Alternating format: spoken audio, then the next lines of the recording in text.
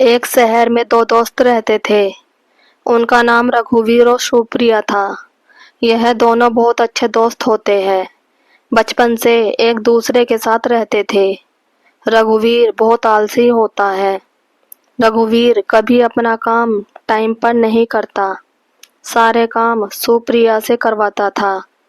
सुप्रिया भी कर देती थी। रघुवीर को गाने सुनना और गेम खेलना बहुत पसंद था और सुप्रिया पढ़ाई में बहुत होशियार होती है। सुप्रिया को पढ़ाई करना और रघुवीर से बातें करना पसंद था। इन दोनों के बीच कोई नहीं आता था। सब रघुवीर से डरते थे। ऐसे ही समय बीतता है और दोनों बड़े हो जाते हैं।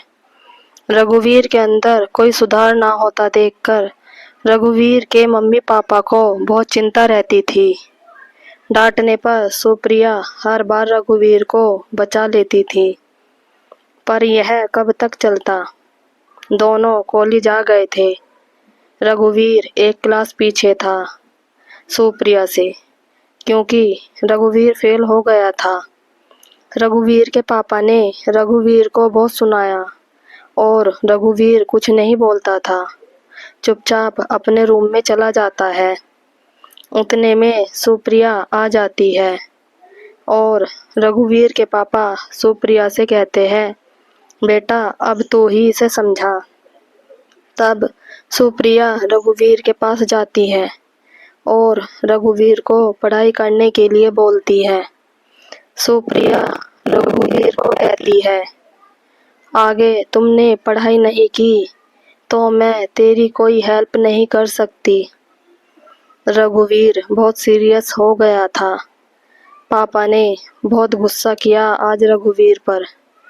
रघुवीर ने सुप्रिया से कहा, यार मुझसे नहीं होती पढ़ाई। सुप्रिया कहती है, मैं तेरी हेल्प करूँगी, हम दोनों साथ में पढ़ाई करेंगे। तो रघुवीर मान जाता है और हर रोज दोनों पढ़ाई करते हैं। सुप्रिया रघुवीर को पढ़ाई में पूरी मदद करती है। अब रघुवीर का मन ना होने पर भी सुप्रिया के साथ पढ़ाई करता, क्योंकि रघुवीर कभी सुप्रिया का दिल नहीं दुखाना चाहता था। सुप्रिया रघुवीर को बहुत पसंद करती है, बचपन से ही, पर कभी कहती नहीं है। और रघुवीर भी सुप्रिया को बहुत पसंद करता है। बचपन से दोनों एक दूसरे को पसंद करते हैं, पर कभी एक दूसरे से नहीं कहते। दोनों डरते हैं कहीं हमारी दोस्ती खत्म ना हो जाए और एक दूसरे से दूर ना हो जाए। पर रघुवीर की मम्मी कभी कभी सुप्रिया को कहती रहती है, बेटा तू ही रघुवीर का ख्याल रख सकती है, तू मेरे रघुवीर से शादी कर ले। इस पागल को तेरे अलावा कोई नहीं समझा सकता है। रघुवीर तेरे अलावा किसी और की नहीं सुनता। रघुवीर की मम्मी सुप्रिया को पसंद करती है।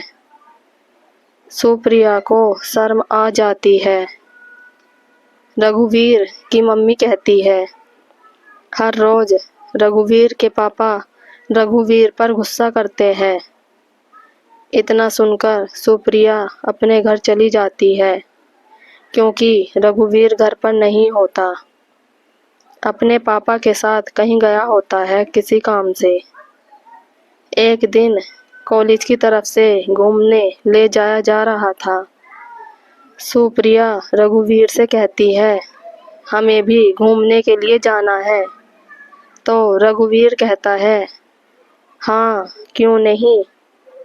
सुप्रिया रघुवीर और सुप्रिया दोनों का नाम लिखवा देती है।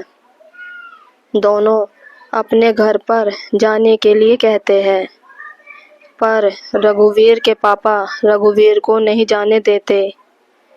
उसके पापा डांटने लगते हैं, कोई काम अच्छे से करता है क्या जो यह कहीं जाए, पढ़ाई पर ध्यान तो है नहीं।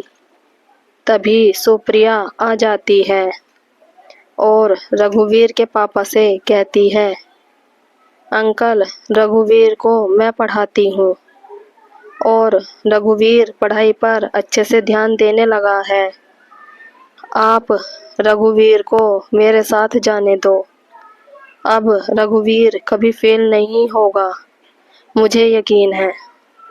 सुप्रिया की बात सुनने के बाद रघुवीर के पापा राजी हो जाते हैं। सुप्रिया रघुवीर के पास जाती है और कहती है, सुबह जल्दी उठ जाना, ठीक है। फिर दोनों जाने के लिए तैयारी करने लगते हैं। अगले दिन सुबह सब जाने के लिए तैयार थे, पर रघुवीर को लेट करने की बीमारी होती है। तभी सुप्रिया तैयार होकर आ जाती है। रघुवीर के घर पर रघुवीर अभी तक सो रहा होता है। सुप्रिया, रघुवीर कहाँ है? रघुवीर की मम्मी, रघुवीर सो रहा है। सुप्रिया, अभी तक सो रहा है? इतना कहकर सुप्रिया रघुवीर के रूम में चली जाती है और रघुवीर को उठाने लगती है। रघुवीर कहता है, कुछ देर और सोने दे यार। सुप्रिया कहती है, नहीं, हम दोनों लेट हो जाएंगे। फिर रघुवीर उठ जाता है और जल्दी से तैयार होने लगता है, क्योंकि रघुवीर सुप्रिया का हर कहना मानता है और जल्दी कॉलेज की ओर दोनों चले जाते हैं। दोनों कुछ ही टाइम बाद कॉलेज पहुंच जाते हैं। कुछ देर और लेट करते तो सब निकल जाते, इसलिए सुप्रिया रघुवीर को मारने लगती है, क्योंकि सब बस में बैठ गए थे। सिर्फ रघुवीर और सुप्रिया का ही इंतजार कर रहे थे। वे दोनों भी जल्दी से बस में बैठ जाते हैं। सब मौज मस्ती करते हैं और गाना गाते हैं। रघुवीर और सुप्रिया को सबसे पीछे की सीट मिलती है। लेट होने की वजह से सुप्रिया रघुवीर पर गुस्सा करती है और कहती है, आज तेरी वजह से बस छूट जाती ना। तब रघुवीर कहता है, सॉरी यार, और सुप्रिया मान जाती है और बातें करने लगती है। सुप्रिया को नींद आने लगती है और रघुवीर अपने फ़ोन से गाने सुन रहा होता है। सुप्रिया खिड़की के पास ही बैठी होती है और खिड़की पर सर रखकर सो जाती है। जैसे जैसे बस हिलती है, वैसे वैसे बार बार सुप्रिया उठ जाती है। तब रघुवीर देख लेता है और अपने कंधे पर सुप्रिया का सर रख देता है। सुप्रिया रघुवीर के कंधे पर ही सो जाती है।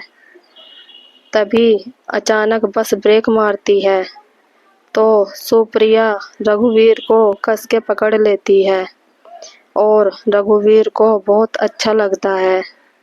रघुवीर भी अपना हाथ सुप्रिया के कमर पर रख लेता है और दोनों एक दूसरे के करीब आ जाते हैं।